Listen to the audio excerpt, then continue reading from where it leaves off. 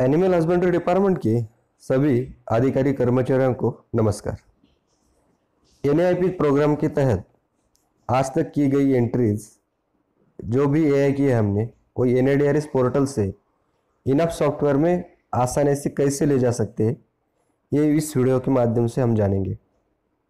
तो दोस्तों, इसके लिए हमारे लैपटॉप या डेस्कटॉप पे हमें अच्छा इंटरनेट कनेक्शन होना ज़रूरी है। इनफ का सॉफ्टवेयर इंस्टॉल होना ज़रूरी है। अगर ये दो चीज़ें हैं तो हम आसानी से काम कर सकते हैं। तो चलो तो देखते हैं ये कैसे कर सकते हैं। सबसे पहले इंटरनेट से हमें एनएडीआरएस ऐप्स ये सर्च करना है। ये सर्च करने के बाद आर्टिफिशियल इंसेमिनेशन लॉगिन करके एक पेज आएगा जो एनएडीआरएस का ही हिस्सा है।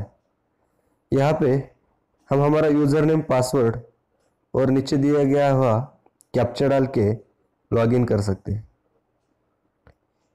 ये लॉगिन होने के बाद हमें एनएआईपी का डैशबोर्ड दिखाई देगा जिसमें first AI, second and third AI ये दिखाई देगा। फर्स्ट एआई पे क्लिक करने के बाद हमने आज तक जितने भी एआई किए हैं पूरे डिस्ट्रिक्ट में ये हमें दिखाई देंगे। हमारा जो लॉगिन दिया है वो पूरे डिस्ट्रिक्ट के लिए दिया है, इसलिए पूरे डिस्ट्रिक्ट का जो भी आज तक किए गए वही एआई है ये यहाँ पे दिखाई देंगे। तो दोस्तों, उसको हमें एक्सपोर्ट करना है। इस तरह से ये एआई एक्सेल फाइल में डाउनलोड हो जाएंगे। डाउनलोड होने के बाद वो ओपन होते वक्त 3 ऑप्शन पूछेंगे, उस पर हमें एस पे क्लिक करना है। अगर हम नो या कैंसिल पे क्लिक करेंगे तो ये फाइल ओपन नहीं होगी। एस पे क्लिक करने के बाद ये बहुत बड़ी फाइल होने की वजह से थोड़ा देर हमें रुकना पड़ता है और उसके बाद ये फाइल ओपन होती है। अब हमें ये पूरे डेटा से सिर्फ हमारे 1 या 2 गांव का डेटा फिल्टर करना है, या सिर्फ एक डिस्पेंसरी से बिलोंग करते हुए जो भी गांव है उनको हमें अलग लेना है। तो इसके लिए हम फिल्टर अप्लाई करेंगे। वो फिल्टर अप्लाई करने के बाद पहले तो हम ब्लॉक चुनेंगे, उसके बाद हमें जो भी विलेज चाहिए उसको हम चुन के यहाँ हम देख रहे हैं जैसे डिसेलेक्ट करेंगे और हमें जो विलेज चाहिए उस पर क्लिक करके हम उसका डेटा अलग कर सकते हैं। अभी यहाँ पे कड़ेगांव ब्लॉक के ईदगांव गांव का सब डेटा दिख रहा है।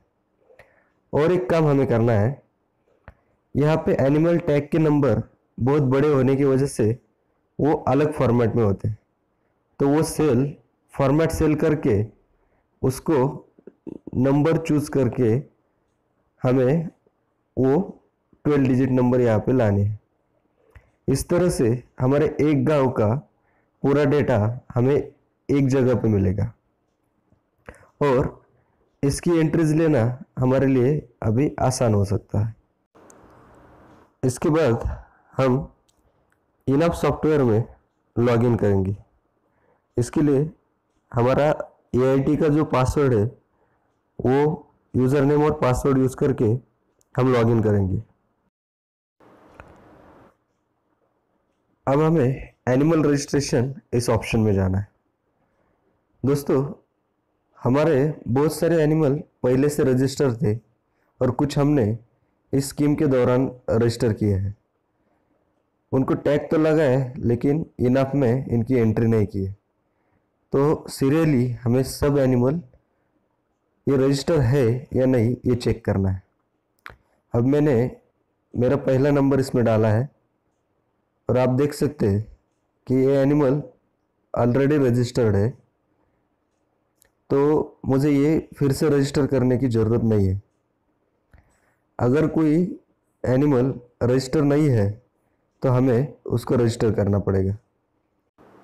यहाँ पे मैंने अगला टैग नंबर डाला है आप देख सकते हैं यहाँ पे इनवैलिड टैग आईडी करके आया है, तो हमें इसको मार्क करके रखना है और बाद में हमें इसे चेक कर लेना है और इसे करेक्ट करना है।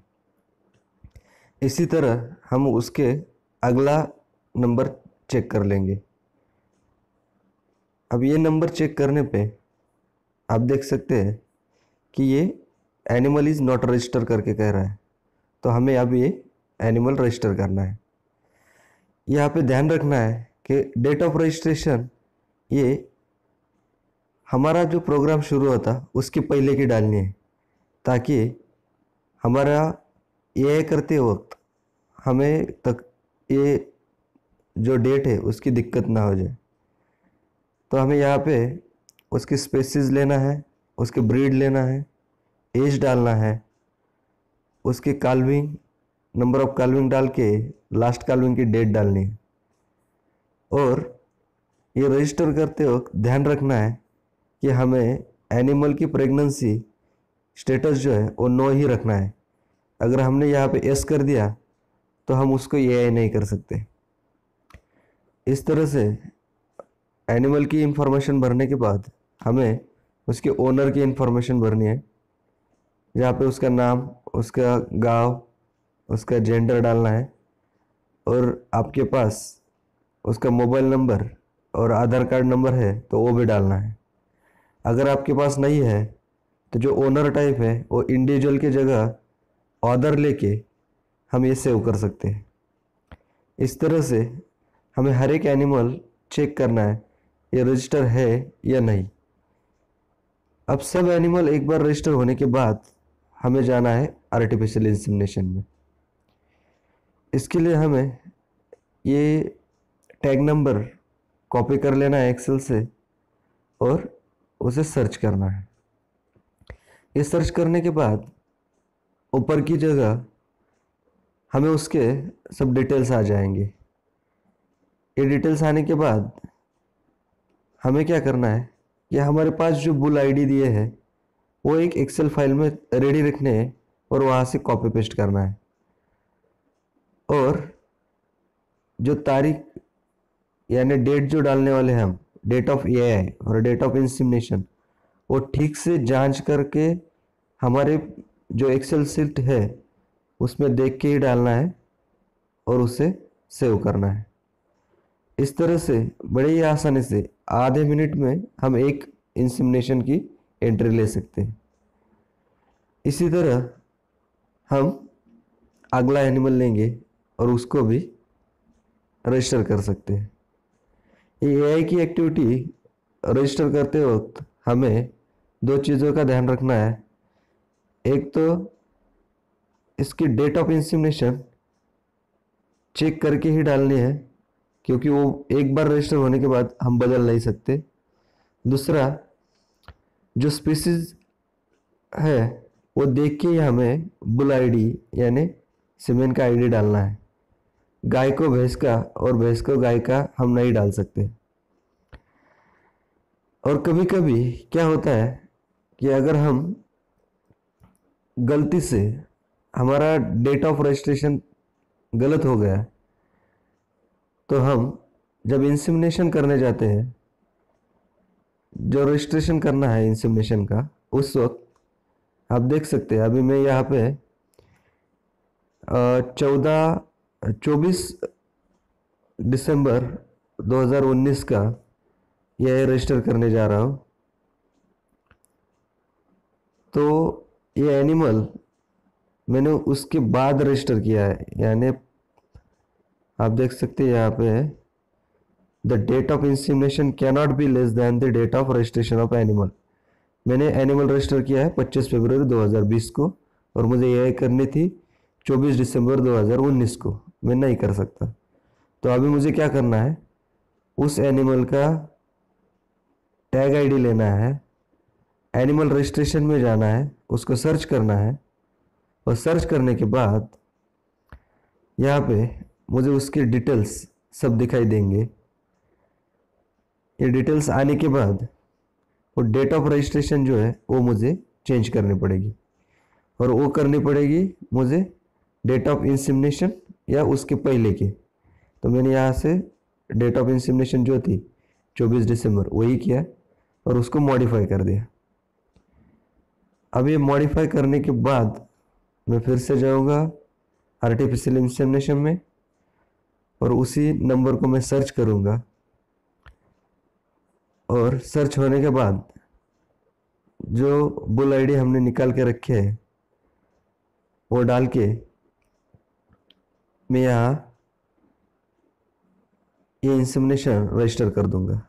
उसके लिए मुझे फिर से डेट लेनी पड़ेगी। डेट ऑफ इंसेमिनेशन इज 24 दिसंबर 2019। तो आप देखिए ये रजिस्टर हो गया है। तो दोस्तों इस तरह से हम हमारी जो कुछ एंट्रीज लेने हैं वो बहुत ही आसानी से और किसी दिक्कत से ले सकते हैं। अगर आपकी कुछ शंका है तो कमेंट में ज़रूर बताइए, आपके दोस्तों के साथ शेयर कीजिए। धन्यवाद।